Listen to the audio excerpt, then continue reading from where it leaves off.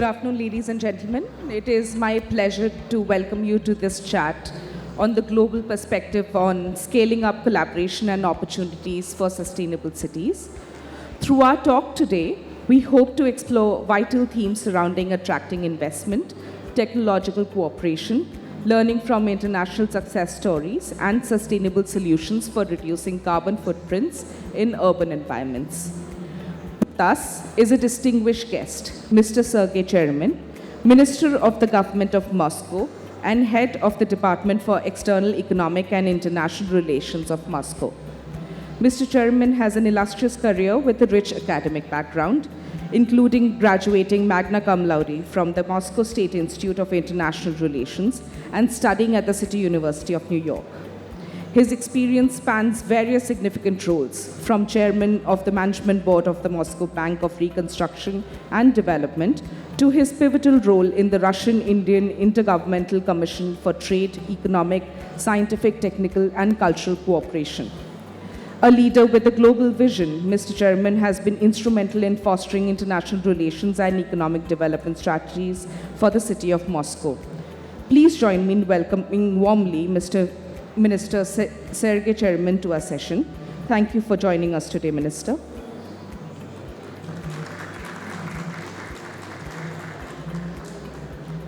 Minister Cheremin, drawing from your extensive experience in international relations, how do you see the role of bilateral collaborations in attracting investments and fostering knowledge exchange with Indian cities in the realm of smart cities? First of all, thank you so much for inviting me for this session. It's a great honor to be here. We as Moscow City government are for the first time here presenting our booth, and it's a great honor to be present at the biggest exhibition dedicated to the smart city solutions. Just a few words about Moscow City. You know that we are one of the biggest agglomeration in the world. We're in the list of 10th biggest, like Delhi, like Beijing, and all the others. And thus, we have the same challenges as the biggest metropolises of the world. And one of the challenges is our competition for investments. And if you look at the history of Moscow City, we have to state that it's the history of the success for at least the last 12 years. And Moscow City managed to attract approximately $250 billion as foreign direct investment. If you take the year 2022, before all these crazy sanctions were imposed against the Russian Federation and all the regions of Russia, and being the biggest, from the economical point of view, region and the most strongest region of Russia, we still continue to be one of the most attractive destinations for FDIs. And since that time, we dramatically changed the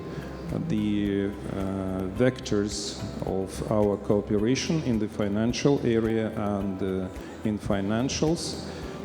We have to mention that before, the most dominated countries with FDIs were for sure European community, then the United States, Canada, all the other, today not friendly countries.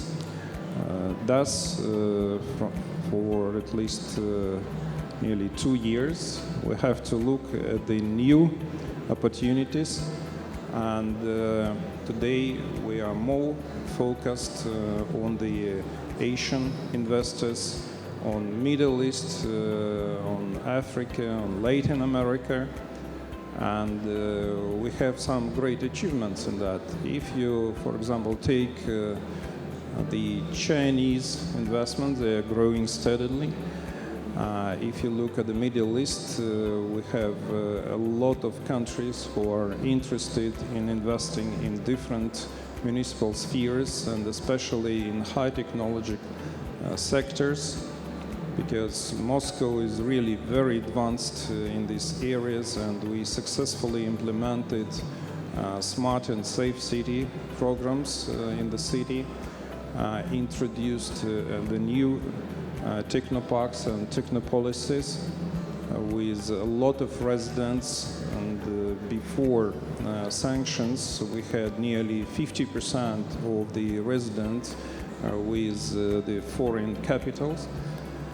And today Moscow can be considered as one of the most active player on the international arena, because we still have a very good relationship with more than 100 countries and more than 150 metropolises all around the world, and very good cooperation in different spheres. If you take, for example, India, we have a long-term program for cooperation with New Delhi government. We are going to sign new programs for cooperation with other states of India, such as Uttar Pradesh, Andhra Pradesh, Maharashtra. And for us, it's a very good opportunity to find new partners in implementing different projects, especially in the high technology, because sanctions are about high technology.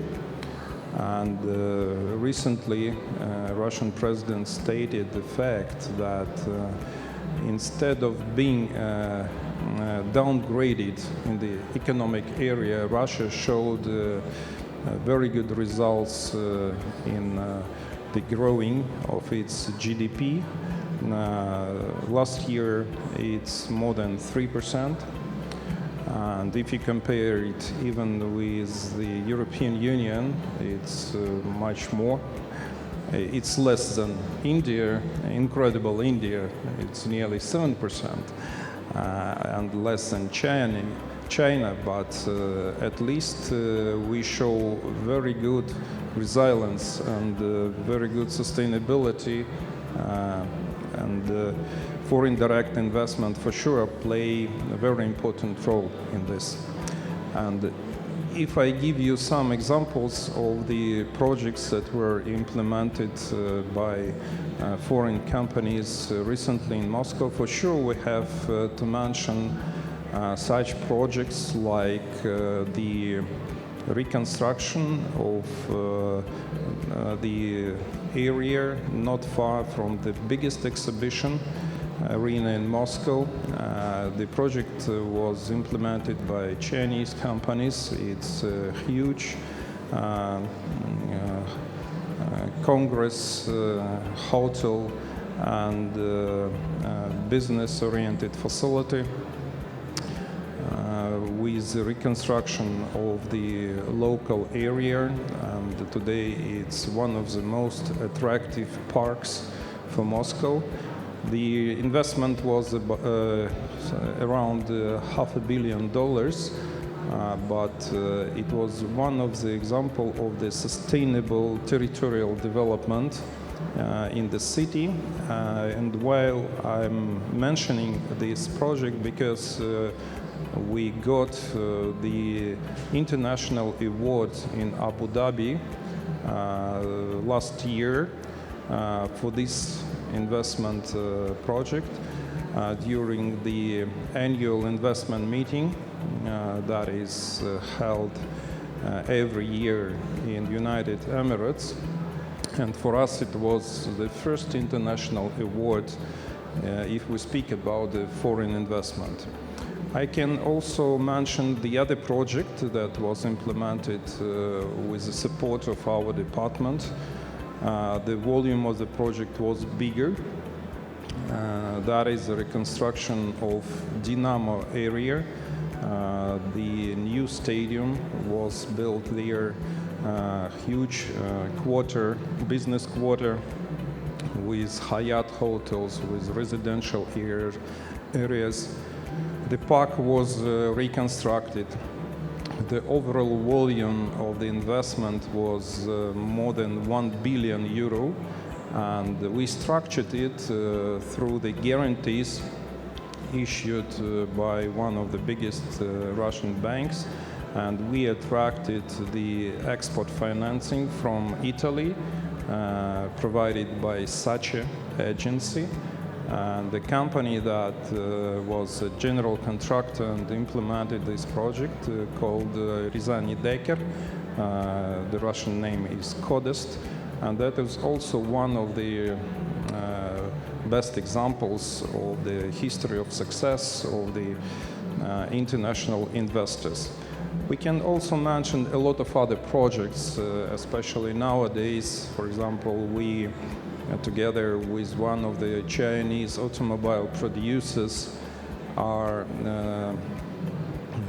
supporting the automotive industry in Moscow city government, because Renault Nissan, who was one of the key and anchor producers of the cars in the country, they exited after the sanctions, and they just left workers, they just left all the machinery and all the facility and disappeared. And our Chinese partners supported this factory, and this year we expect that the production facility will be approximately 200,000 cars, and especially electric ones, because nowadays the green agenda is very important for the city government, and we are keen to provide the full electric transport vehicles till the end of 2029, within this decade. So these are just a few examples of our investments. We also can mention a lot of business cases linked with the investments of big industrial conglomerates from Moscow to the other countries.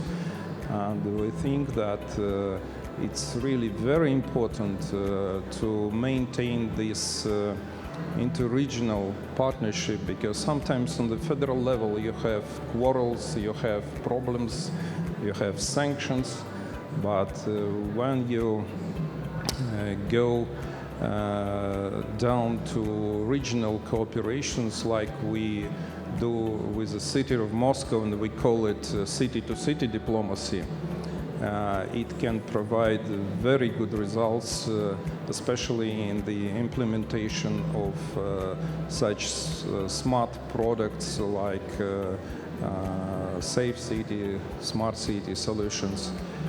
So for us, foreign direct investments are very important, and for sure international cooperation is one of the key factors that provide sustainability and the guarantees for the city to be competitive on the world market, provide new technologies, provide knowledge, new jobs, and the Moscow city government will continue to implement incentives not only for the local companies, as we do with subsidies in different industrial areas, technoparks, industrial clusters, but also to foreign companies.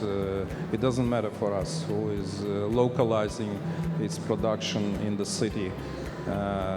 We have the everybody have their equal rights, and here we have the same approach like India, attracting best technologies, best technologies, best companies, best products, in order to provide its competitiveness on the world market. So when you spoke of prospective collaborations with Delhi and then mentioned a few states that you said that Moscow is looking to collaborate with. Are there any identified sectors or domains that you're particularly interested in looking at joint ventures or collaborations with from the perspective of smart city collaborations and sustainability? As every big city, we for sure try to be competitive. And today competitiveness means that you invest into the sectors like, for example, aerospace, microelectronics, nanotechnologies, pharma. You invest into the quality of manpower. You invest into the education, and that gives you synergy effect for the whole economy of the city. It's really important also to look at the green technologies, and today Moscow city government is doing its best to provide the most qualitative environment for the city, because it also means attractiveness, and that's why I think we have a lot of awards, for example, in the international tourism and hospitality industry as the best destination, the city. And that's why we have every year more than 25 million tourists who are visiting the city, and that gives also very good income and input for the development of the construction of the hotels, different facilities like restaurants, shops, and for example, today a lot of visitors who are coming to Moscow, they are very surprised because you could hardly book any good restaurant. You can see a lot of people in the shopping malls. It's very difficult to buy tickets to theaters. Everything is full and overcrowded, and nobody understands where are the sanctions. And that's why I think that it's really very important to invest into the infrastructure for sure. And for the last decade, Moscow city government provided unbelievable results with the improvement of transport infrastructure. For example, Moscow subway and railway transport enlarged its length 3.5 times within the decade. Nowhere in the world you will find the projects like this, and that's why it gives you very high mobility for the population first. It provides good quality of life, very comfortable transport, and with the accessibility, for example, to subway stations for nearly 90% of the population. It's also one of the unique examples of the development of the public transport infrastructure. And the goal of the city is to make all the public transport electric till 2030. And nowadays our procurement program provides only the procurement of electric buses, for example, or development of tram lines or new subway lines. And we stopped acquisition of just diesel or petrol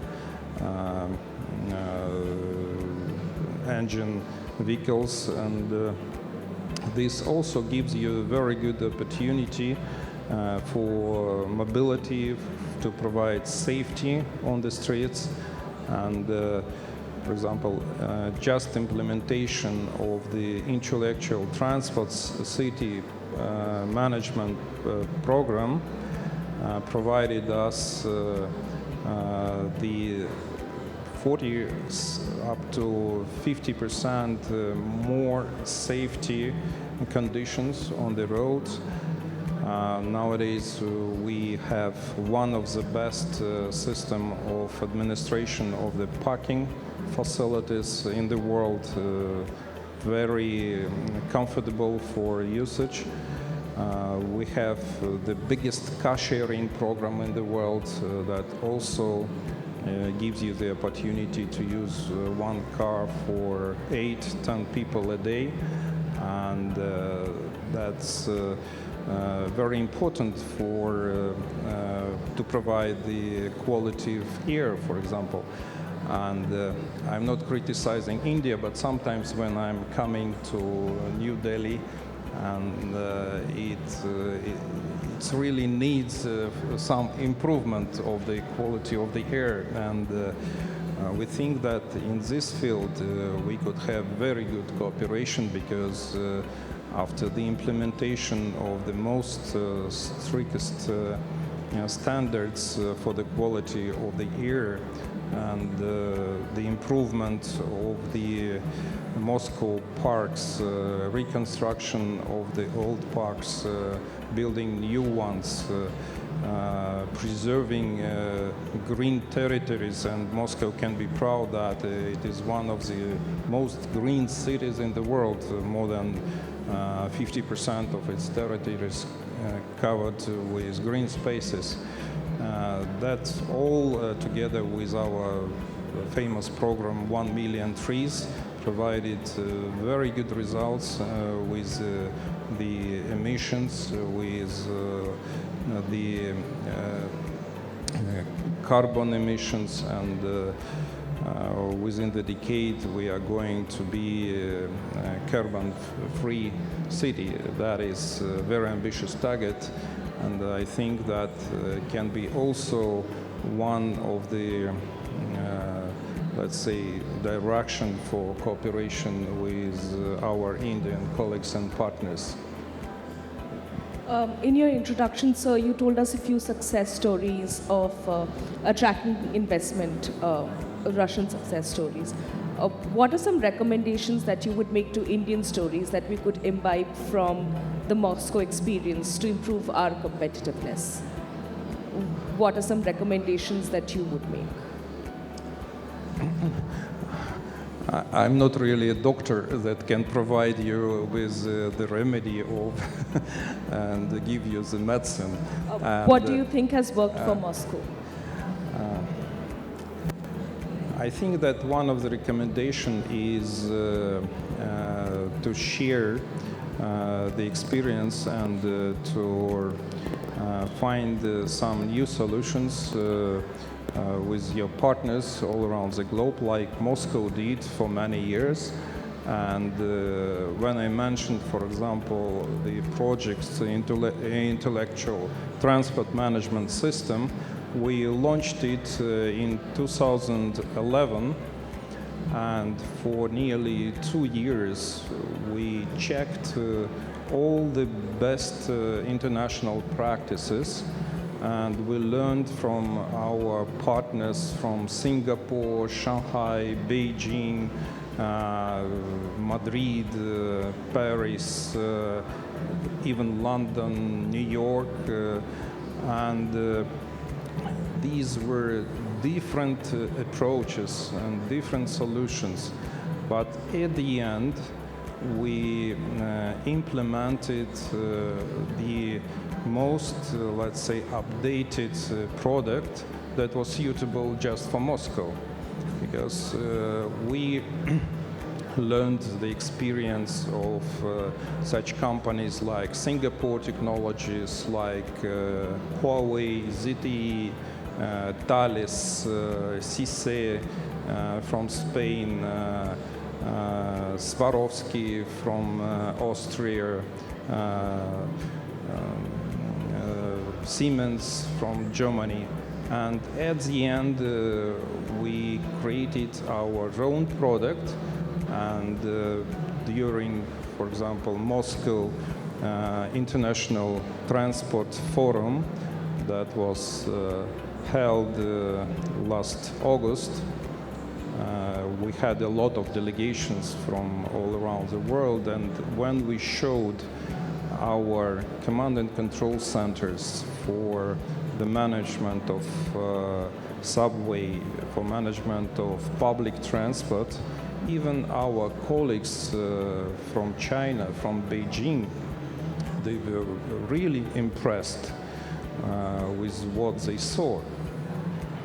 Because nowadays we provide the highest speeds in subway. For example, the interval between trains in Moscow subway in rush hours is just 90 seconds.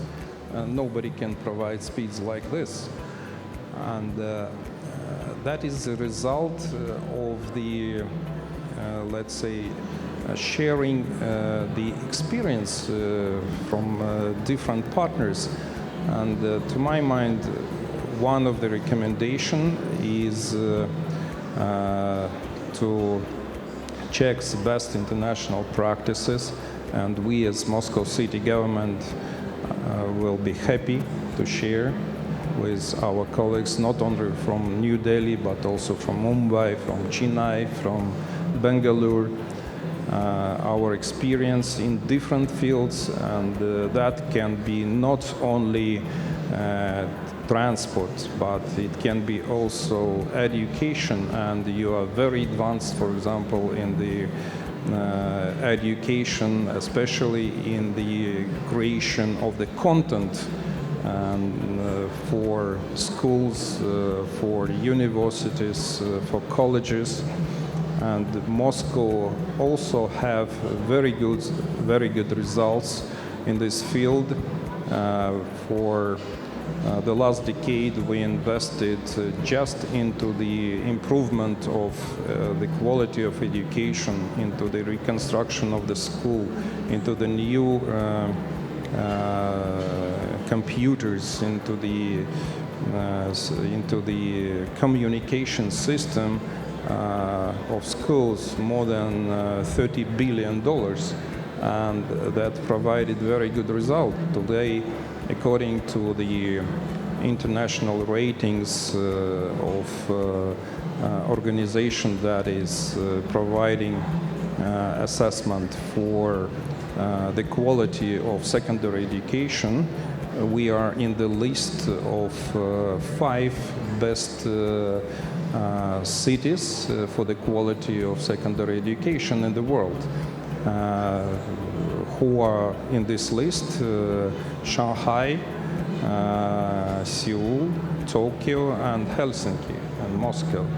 And so we can share this experience, and it's called, for example, Moscow Electronic School. That is a unique platform that unites not only students, but also parents, teachers, and provide unique content, video content for children that facilitates the learning process.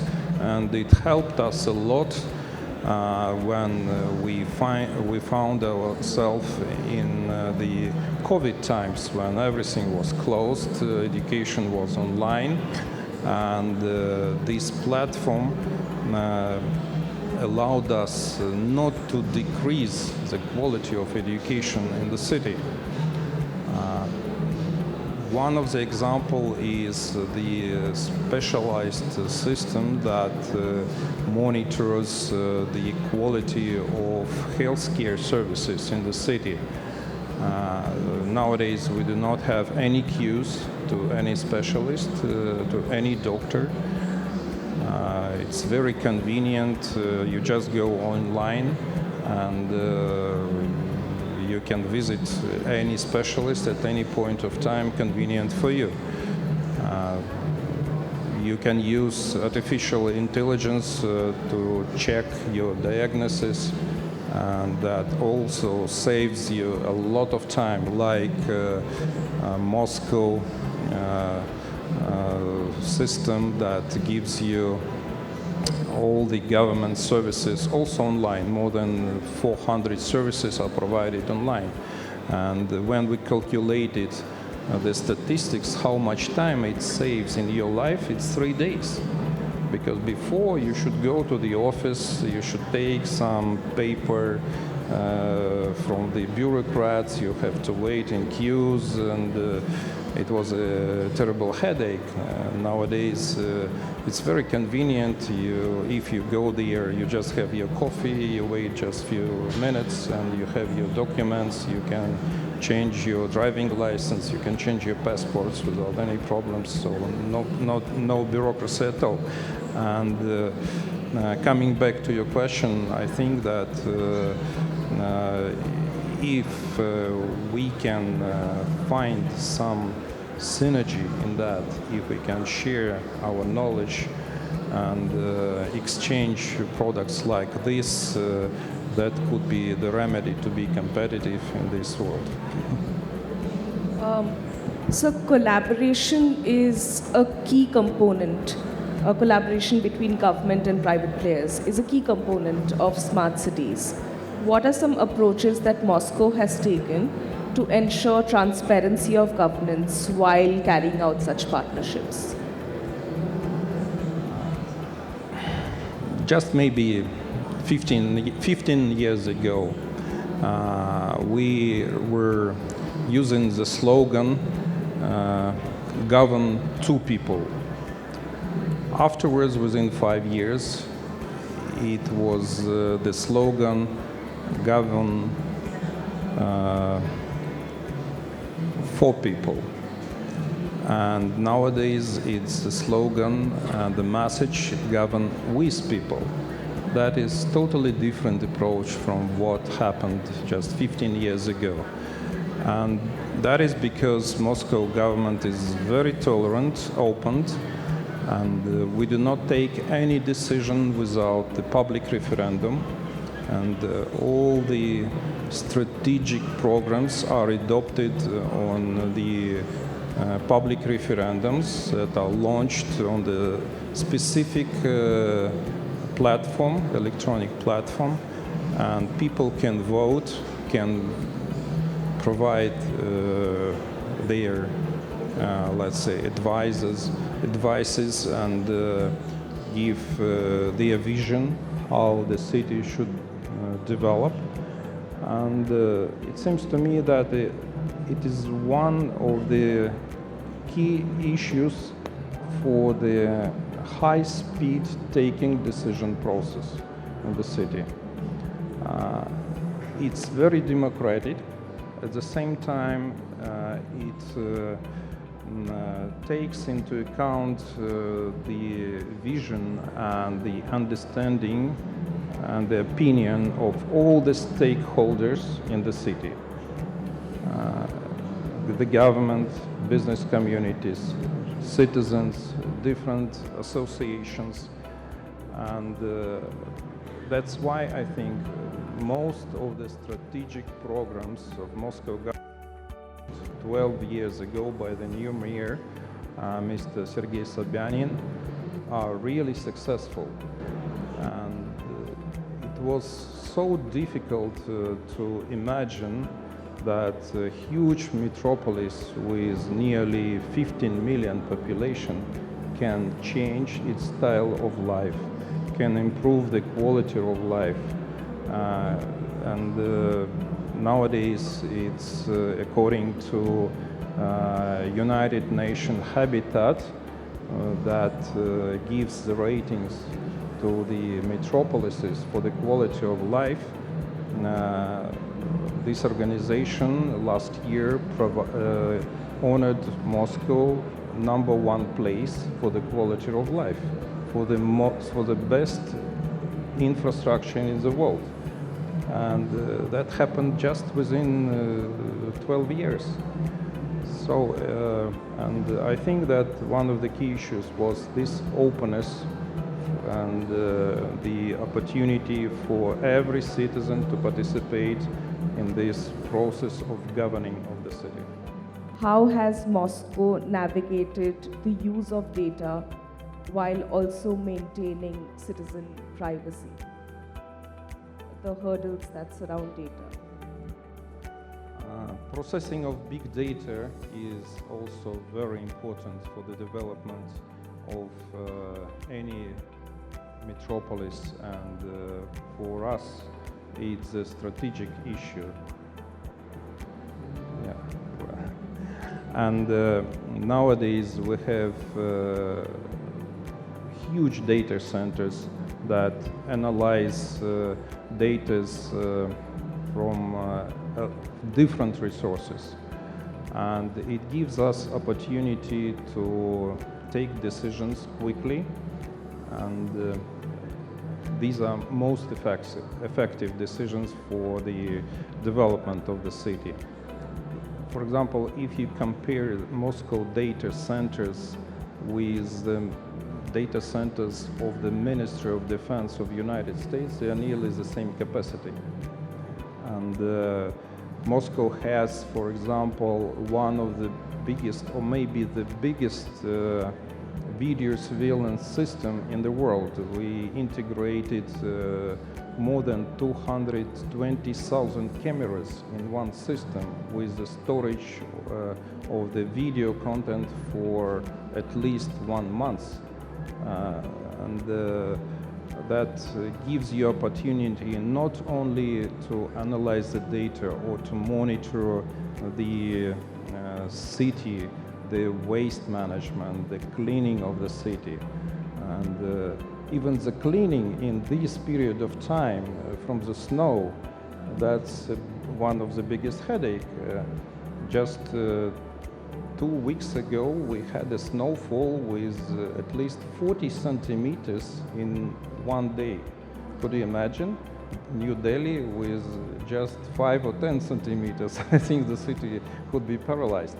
And so this big data analytics gives you opportunity to be in the picture of what is happening, to make focused what will happen within few years, or even within, or predict what will happen within a decade.